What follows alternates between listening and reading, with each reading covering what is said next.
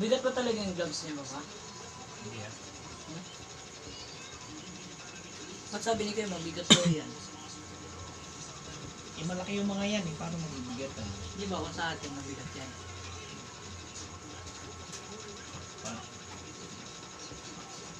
Kaya minsan walang talo yung mga UFC fighter ng mga boksingero.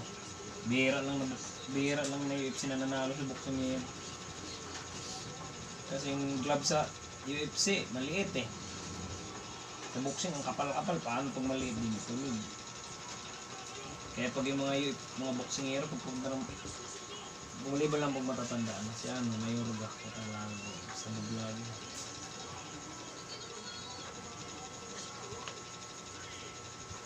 Ano ba mga ano?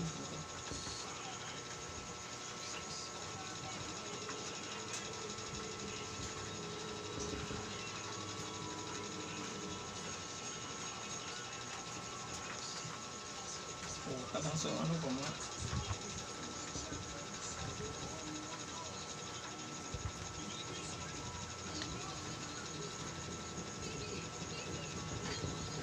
Babae na yun, napakasikat ng mga magulang niya.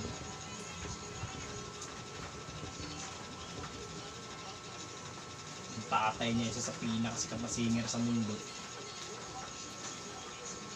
Maangas bakit matanda na hanggang ngayon nagpe-perform pa rin. Kadulit na si Taylor Swift, ang bangis na ang bangis pa rin. Bakit hindi tumanda? Sino? Yung tatay ng babae na yan, si Lenny Kravitz. Nakatira lang kasi siya sa bukid eh. Malaki talaga yung katawan niya, yung lalaki na yun. Superstar eh. Jordan yun. Michael B. Jordan. Wala si Michael B. Wala yung B. Michael Jordan talaga siya. Kasi may B. Michael B. Si Tarsha na B na dyan. 1, 2, 3, 4. Ito na yan. Boksingero talaga siya sa buong. Superstar rin. Maraming movie yan.